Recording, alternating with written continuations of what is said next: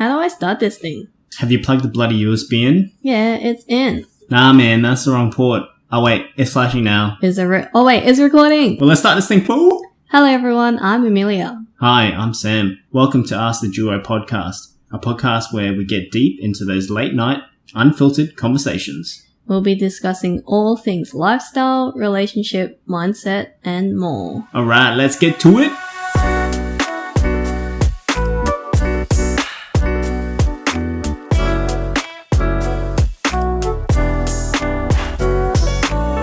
Hello, welcome back. Welcome back. Hello.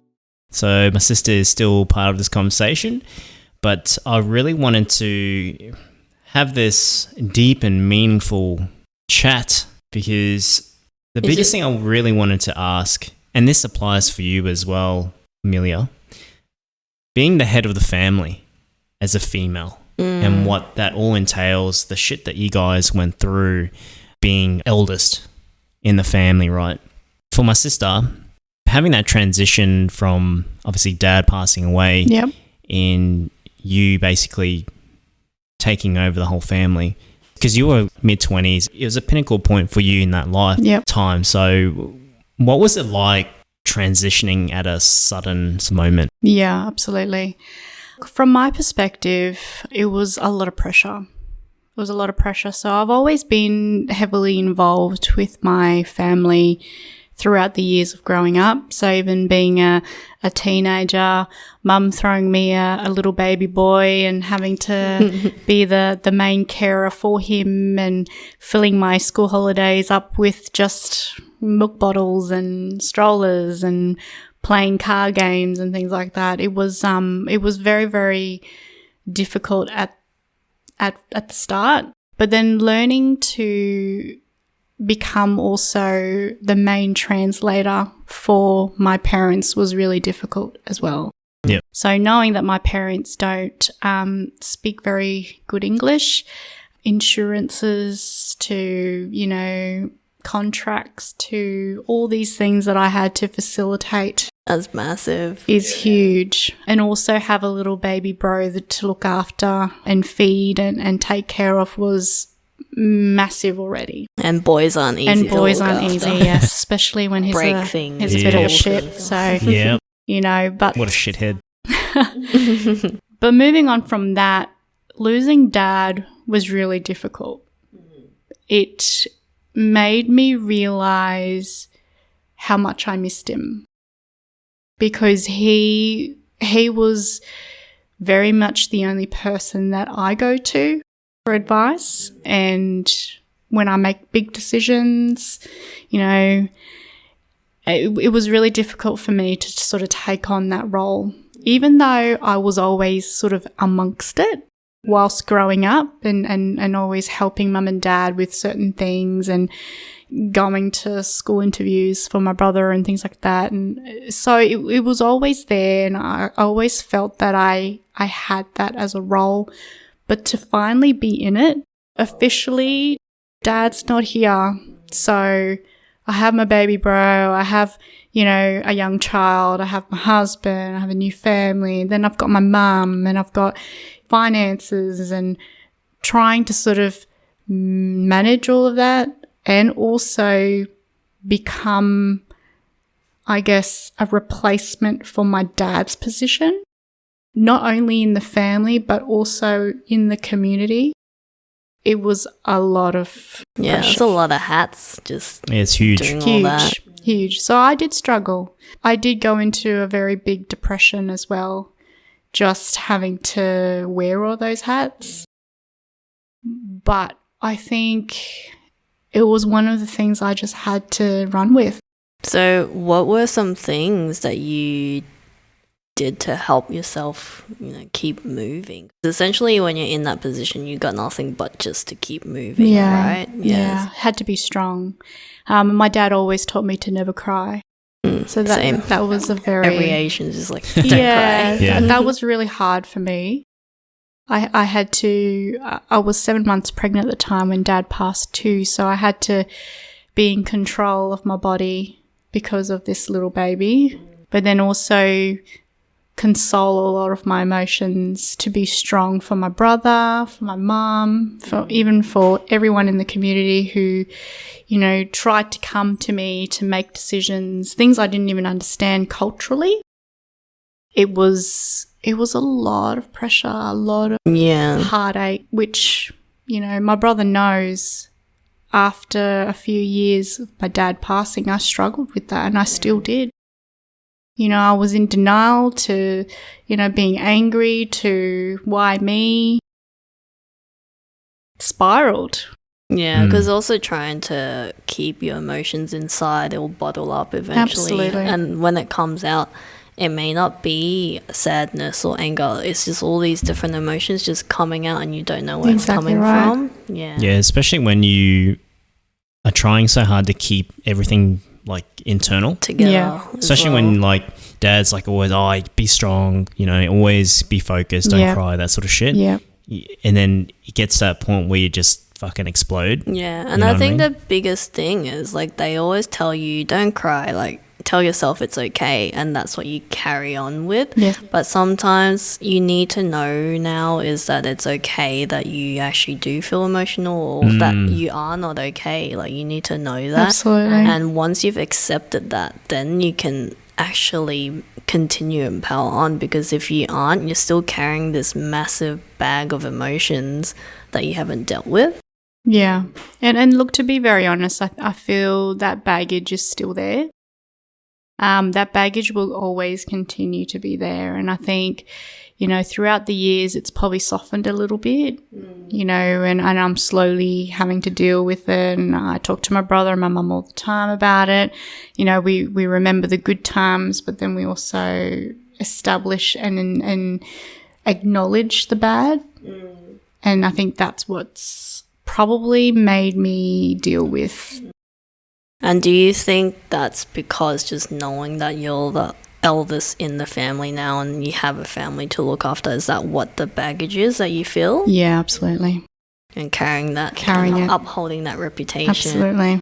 Yeah. No, I kind of feel that as well. I think the only difference with me is that I think there wasn't that much expectation for me in that role. Like I am the oldest, and I'm also oldest within my whole family, like the cousins and stuff. I'm the oldest female.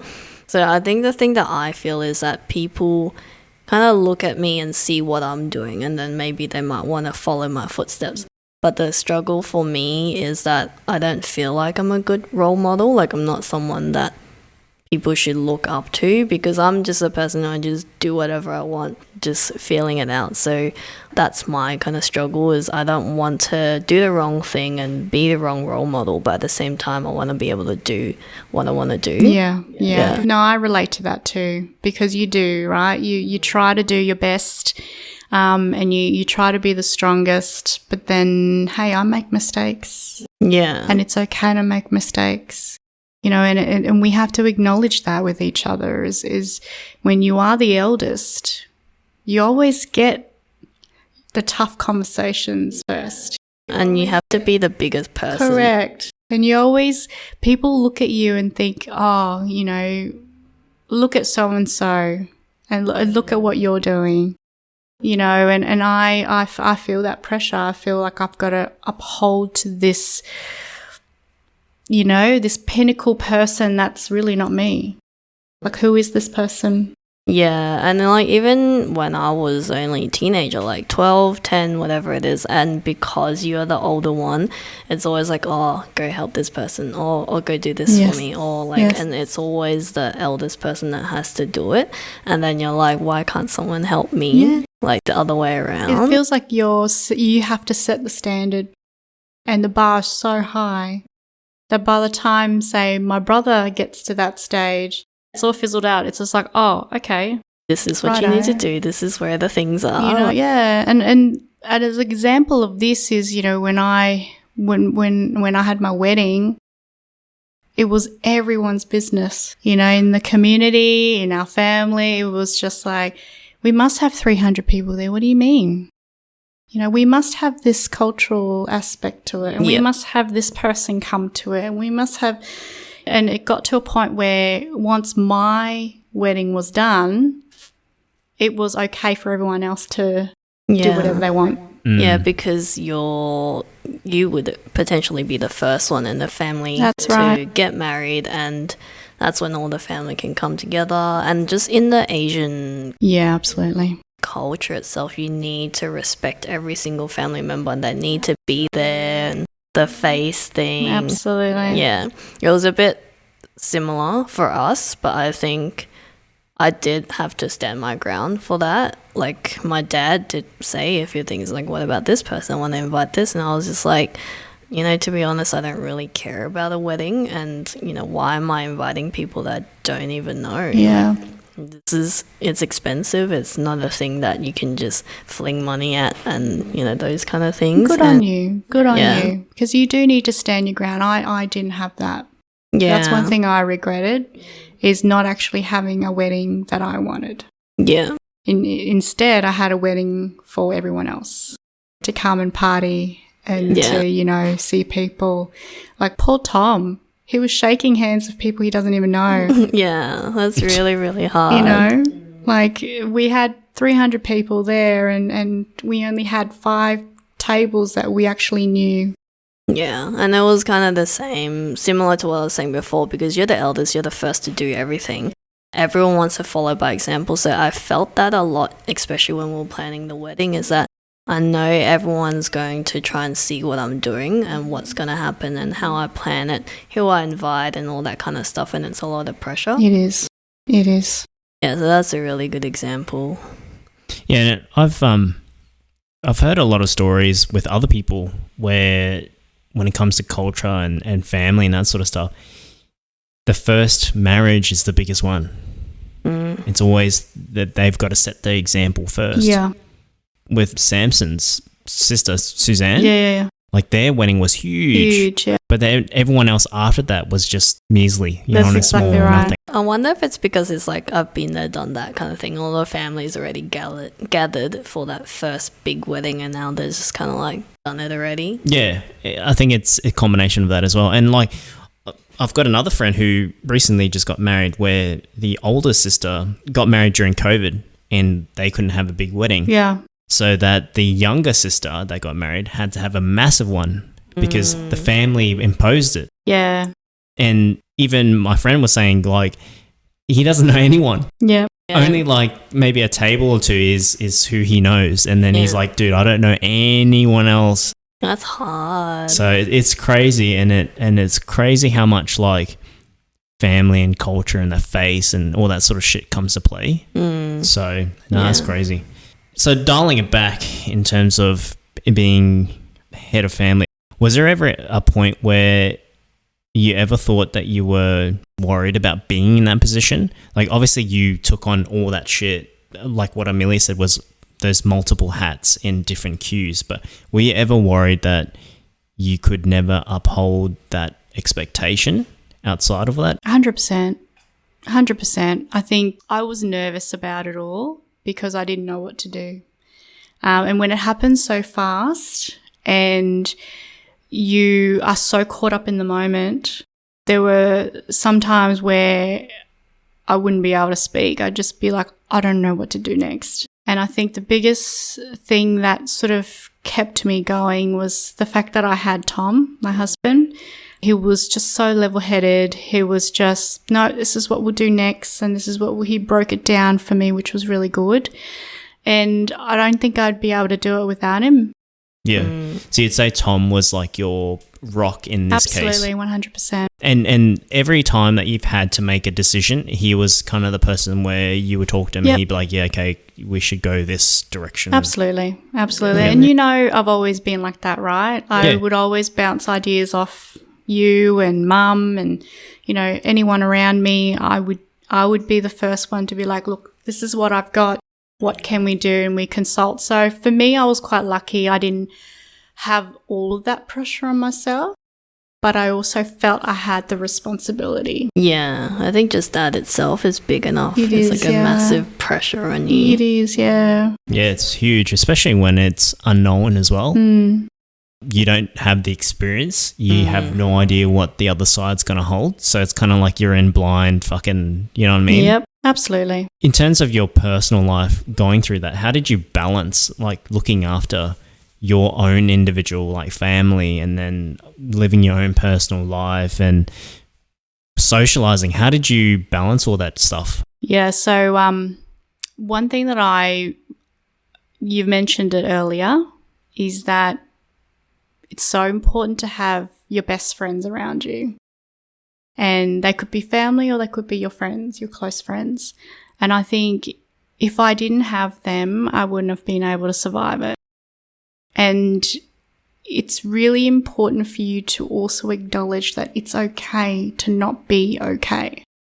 It's okay to be like, yep, I got this, but then this other thing, I need help, and that's, I think that was what I learned over that period of time, is to really accept the fact that I don't have to do all of this on my own. Yeah.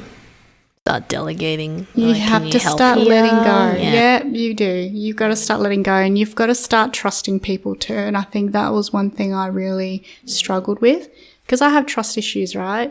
Because I've always a believer in terms of I will do it because I know I do it best, right? Yeah, I will do it the same. best way. I know how to do it. I don't want to trust anyone else because they're going to fail. I've got very high expectations.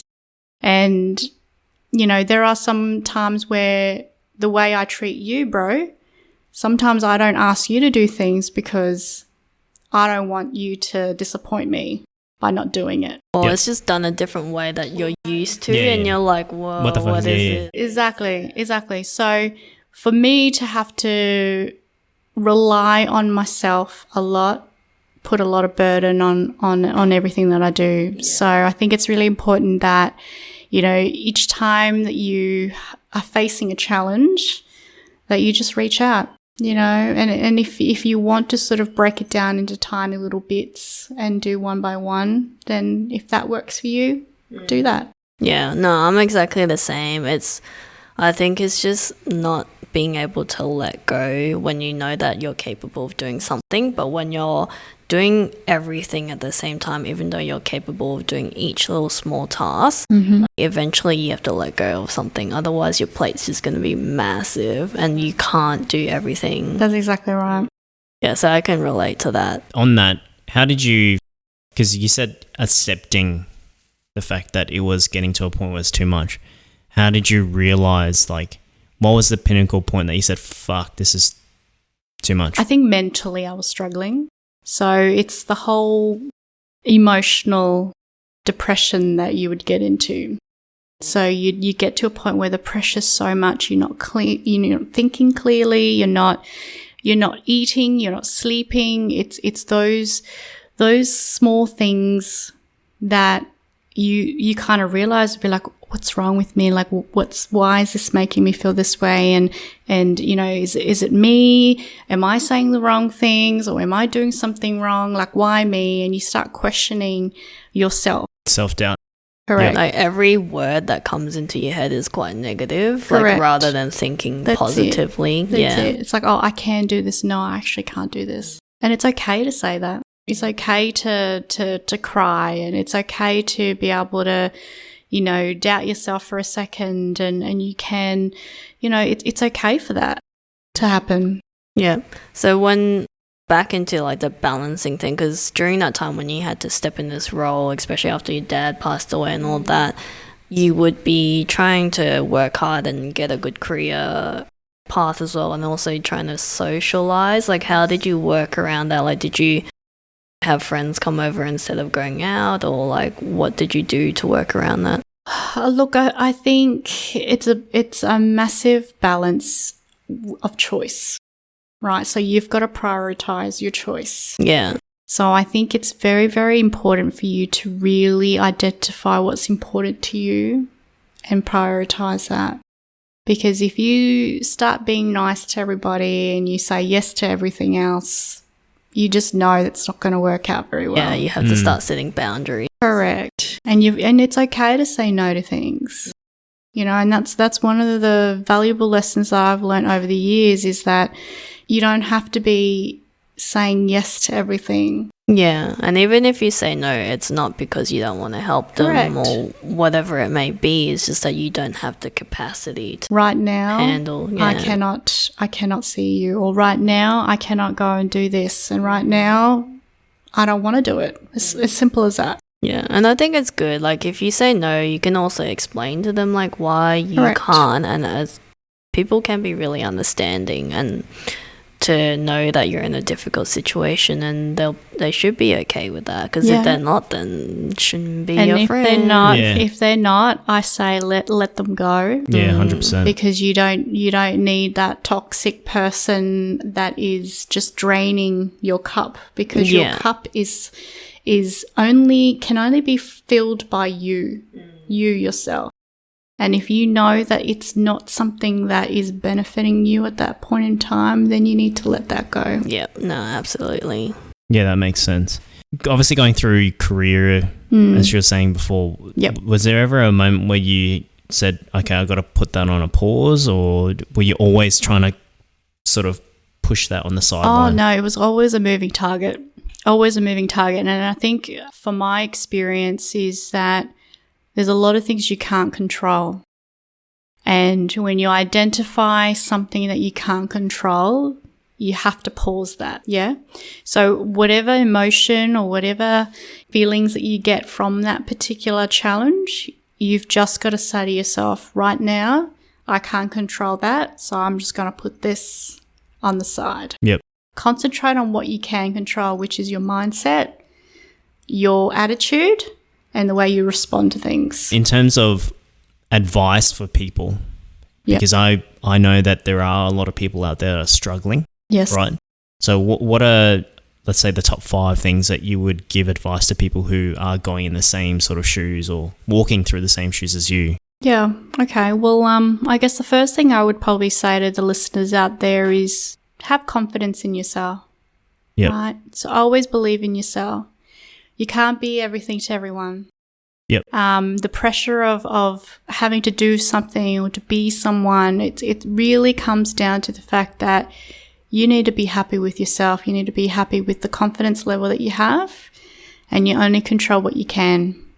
All right? Yep. Which leads on to the second thing, which is always plan for whatever that you're facing. Right. Okay, I've got a problem. How do I fix this problem? Well, maybe you can't fix it now, but these are the things that I have to do next to get closer to a good result that you want, or a positive result that you want. Thirdly, for me is just talk about it. Like when I have a problem, I call you, bro, and I, try to get advice from you. If it's not you, it'd be, a mentor that I work very closely with in the industry, and try to get some advice from them. So really talk it out. Yep. Yeah. And number 4 would be, set goals for yourself. After you get that advice, write down, okay, well, this is how I'm going to get there, and this is slowly what I want to do. Change it. Put it up on the wall and look at it every day, and then come back to it tomorrow and maybe change something, because that's what life's all about, right? It's learning. Yep. A plan is only good if you put your efforts into it. Yeah, 100%. And lastly, I'd probably finish it off by saying that make the mistakes along the way. Like it's okay if you're sort of going down the wrong, road. Try to identify that, that didn't really work, so I'm going to try something different. So be really open-minded, be adaptable to the change. I think that's really good. But a question on the goal setting.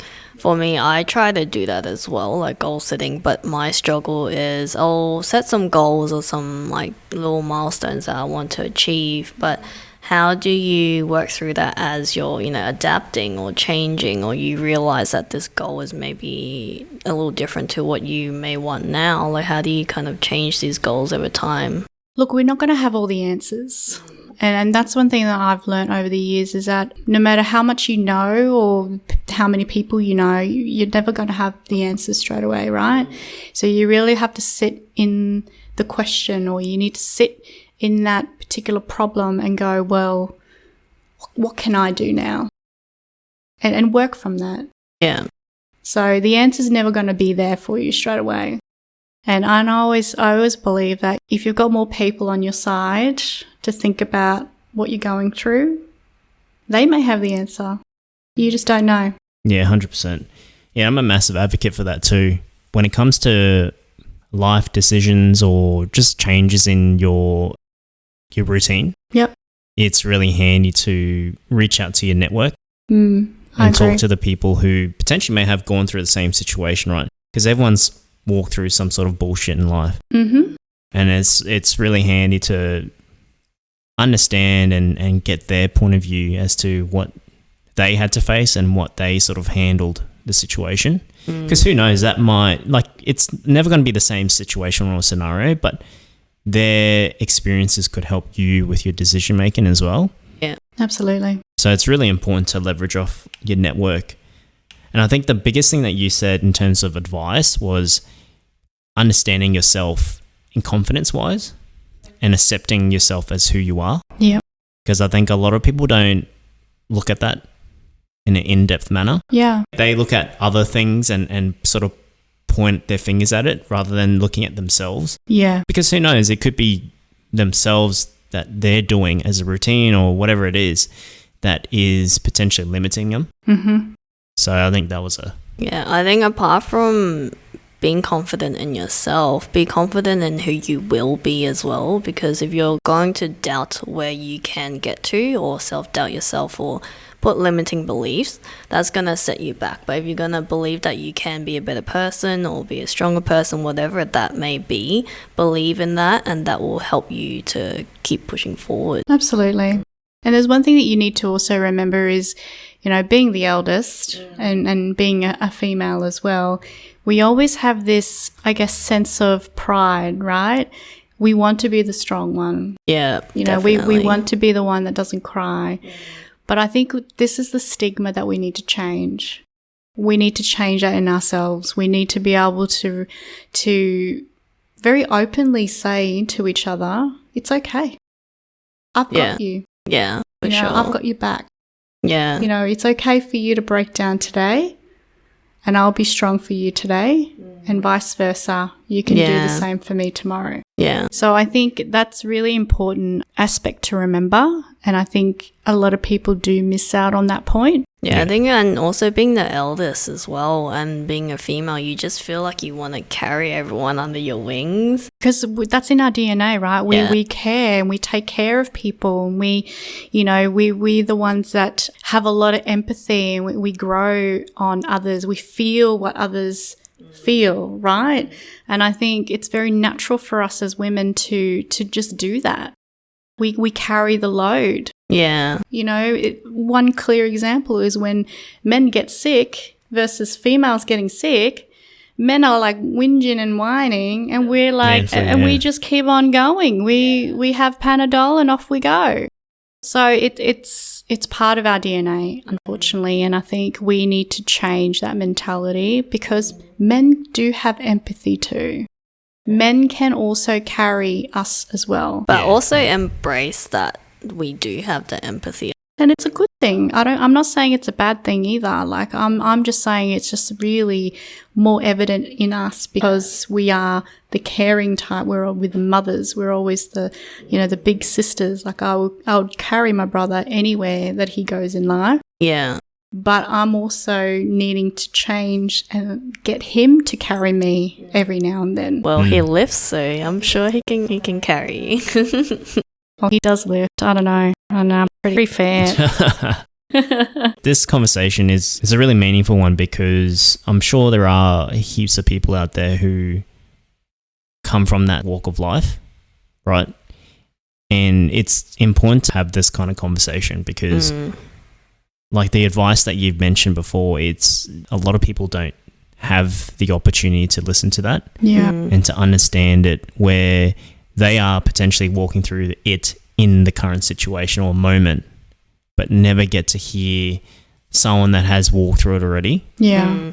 And I think even though we're coming from a perspective of being the head of the family or the eldest of a family as a female, I think this could still apply to, the eldest brother that's in their family line and stuff like that. It still applies as well, and they can still lean on other people and be confident in what they do and where they're going to be.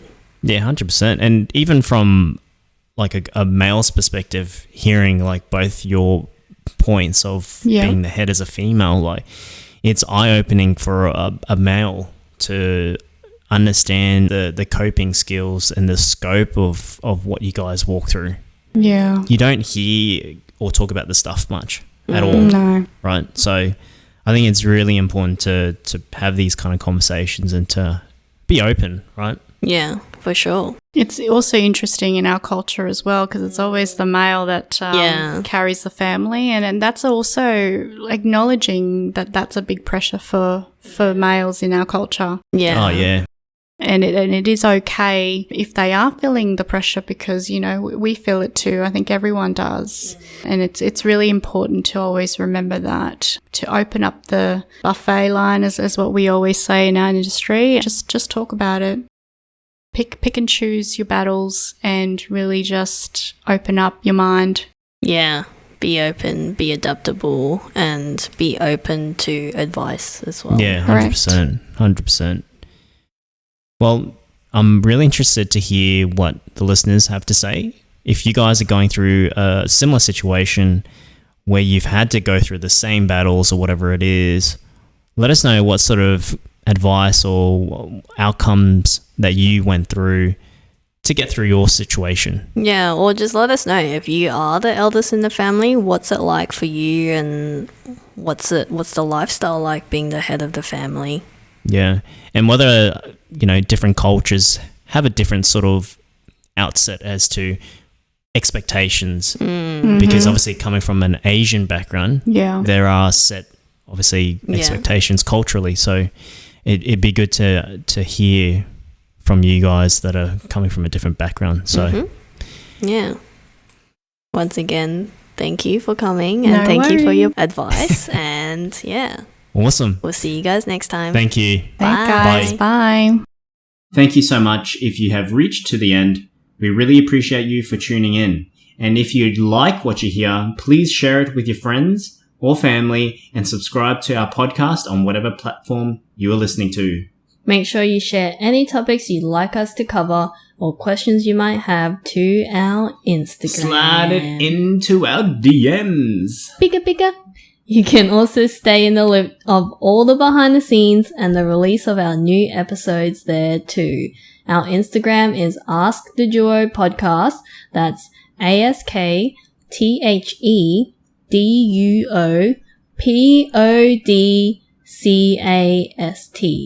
Man, feels like I'm in a spelling bee competition right now. Alright, that's it for now, and we'll see you back here for our next episode. Bye. See ya.